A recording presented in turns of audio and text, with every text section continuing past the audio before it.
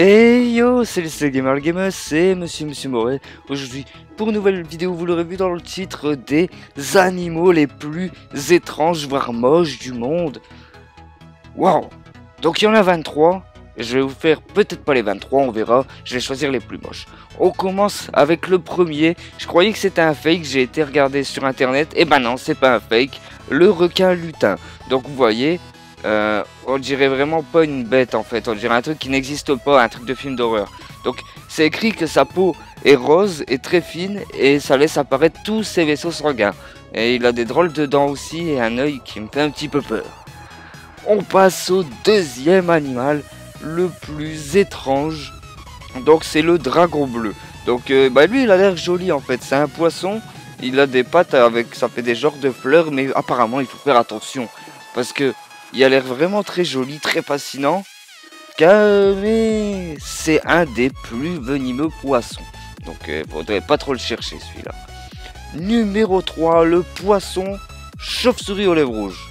Alors lui, il a un nom, il est grand comme... voilà, hein, un gros trop long, il est trop long. Donc c'est un poisson d'eau salée, qui est en fait très courant dans les aquariums, mais qu'on fait jamais attention. Mais il fait un petit peu peur quand même. Il me fait penser à une dame qui est pas très contente, qui boude un petit peu. Voilà. On continue avec le quatrième, le saiga. Donc ça ressemble un peu à une antilope, mais qui fait de la boxe, tu vois. Une antilope un peu vénère, qui se tape et qui s'est pété le nez. Donc ça appartient à la famille des antilopes. Donc je suis quand même quelqu'un, j'ai l'œil, tu vois, j'ai vu que ça ressemblait à une antilope. Mais en fait, il se différencie avec son truc qu'il a sur le nez et qui peut faire bouger comme il veut, en fait, comme une chaussette. Mais ouais, je crois qu'il s'est bien battu avec ses potes et il s'est juste pété le nez, en fait. Le hérisson à raies noires. Donc, bon, c'est un hérisson. Hein. Il est très coloré, un peu jaune, un peu noir, un petit museau rose. Bon, par contre, voilà, si je vois ça, là, il a l'air joli sur la photo. Si je le vois en vrai... je crois que, voilà, ça va pas trop le faire.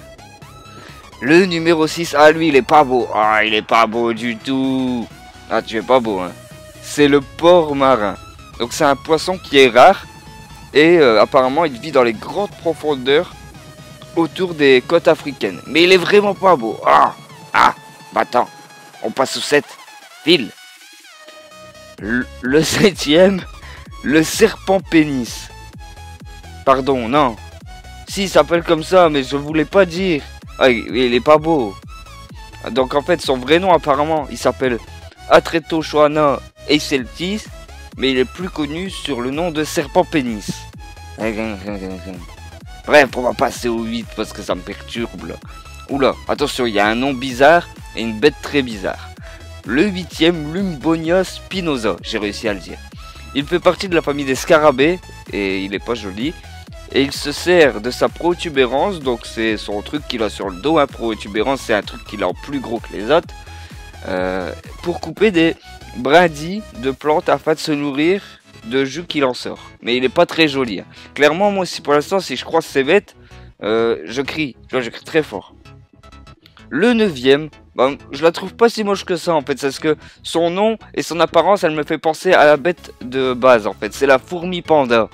Donc, alors. Ah ouais, non. Ah oui. Ah, donc elle s'appelle la fourmi panda. Donc vous la voyez, elle est mignonne, hein, la fourmi panda. Mais il faut pas se fier à son nom. Parce qu'il y a un mec qui s'est dit, c'est une fourmi panda. Mais en fait, c'est une guêpe. Et c'est une guêpe de type allemande. Et c'est pas une fourmi. Lui, bon, il est joli. Il est coloré. Et il me fait penser au crabe de Vaiana, là, le dessin animé Disney avec tout son or, etc. Donc c'est le crabe menthe. Putain, j'ai vraiment des problèmes. Le crabe menthe, et donc il est aussi joli que dangereux. Parce que ce crabe, en fait, c'est un chasseur, et avec ses petites pinces, là, ses tenailles, il peut donner des coups équivalents à celles d'une balle de 22 mm. Donc lui, c'est un crabe, si tu le croises, n'essaye même pas de t'embrouiller avec lui, tu vois, parce qu'il va te coucher, tu vois, parle pas avec lui. On passe au numéro 11, le poisson perroquet bleu. Lui, il est rigolo. Lui, voilà, lui, il fait pas très peur, il est rigolo. Regardez, il est tout bleu.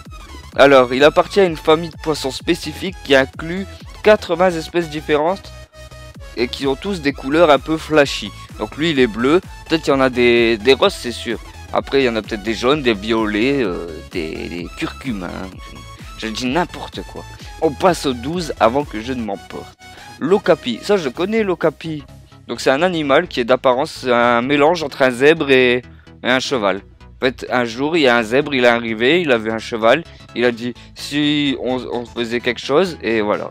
C'est ça qui est sorti. Un okapi. Okapi. Et ça me fait rigoler. Bref, on passe au 13e, qui lui est beaucoup moins joli, qui me fait un petit peu même peur, parce qu'il se pond dans la masse tel un caméléon. Donc c'est le diable épineux, donc c'est un lézard, normalement il s'appelle Moloch, tu vois, dans Moloch il est un peu moche, tu vois. Et ça fait référence au dieu païen, pardon monsieur le dieu païen, je viens de salir votre nom, et du même nom, qui recevait des offrandes humaines. Mais ouais, il est vraiment pas joli celui-ci. Oh non, on passe au 14e, mais là je vais aller vite parce que lui, ah il m'écoeure, je n'arrive même pas à le regarder dans les yeux. Si je trouve des yeux, mais en tout cas il est laid. C'est l'isopode géant. Donc des isopodes, j'en ai déjà vu des petits. Mais si j'en vois un comme ça, ah, je cours très vite. Donc c'est un crustacé qui a la particularité de pouvoir rester sans manger pendant des années. Bah la prise de masse, frère. La prise de masse, elle est où si tu manges pas pendant des années? Bref. Donc il faut savoir aussi qu'il est en semi-hibernation permanente. Tu vois, le mec il dort tout le temps. Heureusement qu'il dort. Parce que s'il se baladerait vers chez moi, je te dis que ça irait pas très bien. Hein. Le 15e, on passe à la grenouille pourpre. Donc déjà, je suis pas trop grenouille, hein, à part peut-être Kermit, mais pas ce genre de grenouille. Donc elle est un peu bizarre, elle a une petite boule au bout de son nez avec des petits yeux et des grosses...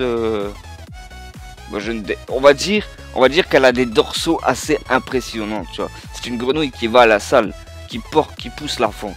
Donc elle est unique en son genre, car c'est la seule qui possède cette couleur. Ah ouais, peut-être. On passe à la 16e. Oh, elle est mignonne, elle est rigolote, je valide, je mets le tampon. Voilà, j'ai mis le tampon. C'est la vache poilue hollandaise. Donc c'est une vache qui a plus de poils que les autres vaches. Et elle, en fait, tu peux te frotter dessus, c'est tout doux. C'est comme une petite peluche. On passe au numéro 17, le mouflon des neiges. Ouais, en fait, c'est un mouflon, quoi. Je me suis fait flouter, là, par ce classement.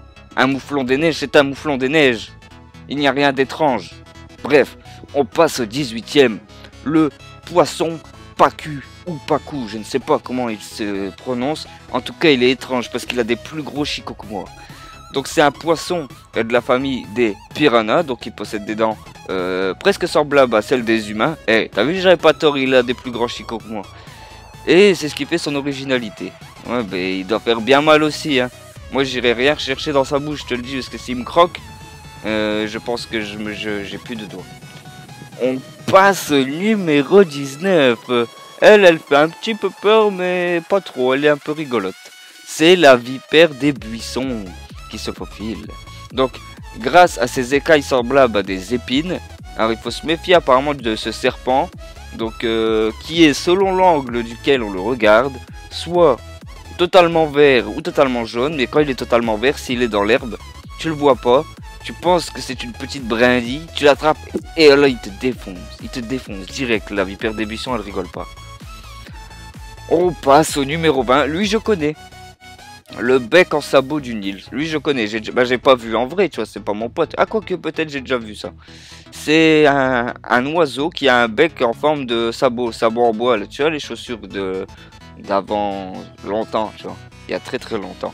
Donc c'est un oiseau de la famille des cigognes. Et donc il possède une particularité, c'est d'avoir un bec en forme de sabot. En fait je viens d'expliquer la définition sans la lire. Ah toi tu es pas très jolie, hein.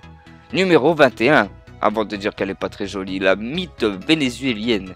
Donc elle est aussi appelée Poodle et elle a été découverte récemment. En fait on dirait que ses ailes c'est des grandes couvertures en poils de mythe. Mythe, j'ai dit mythe avec un M, comment c'est pas. On passe au numéro 22, encore une mythe, mais deux mythes d'un coup, attention hein. Donc numéro 22, la mythe du sphinx. Donc elle est appelée aussi mythe faucon. Parce qu'elle elle a une tête de mythe, pas de faucon, donc ce nom ne sert à rien. Et mythe du sphinx, je ne sais pas pourquoi je t'appelle. Mais elle ressemble aussi à un petit papillon. Et avis à toutes les mythes, tu vois, qui viennent me bouffer mes affaires, je vais vous défoncer.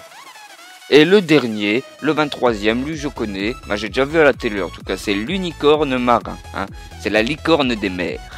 Donc c'est un narval en fait, donc tout le monde connaît, ou ceux qui ne connaissent pas, bah voilà, je vous présente le narval. Et il a seulement 2 dents supérieures, tu vois, un peu comme le mec qui faisait la pub Papy Golden, tu vois. Il a que 2 dents en haut. Celle de gauche, elle se développe que chez les mâles, et ça forme une corne. Ah ouais, sa dent en fait, c'est sa corne. Bah voilà, c'est merveilleux. Bon, bah on va se laisser là, hein. J'espère que ça vous aura bien dégoûté pour certains animaux. Et je vous dis à bientôt tout le monde pour une nouvelle vidéo. Ciao, bye, si ça t'a plu, tu laisses le pouce vert, n'oublie pas, j'allais oublier, n'oublie pas le pouce vert. Allez, ciao.